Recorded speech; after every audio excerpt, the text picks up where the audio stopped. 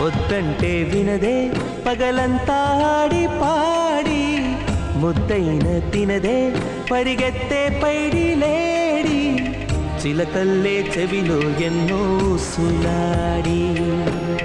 పడుకోదే పన్నెండైనా ఏం చేయాలి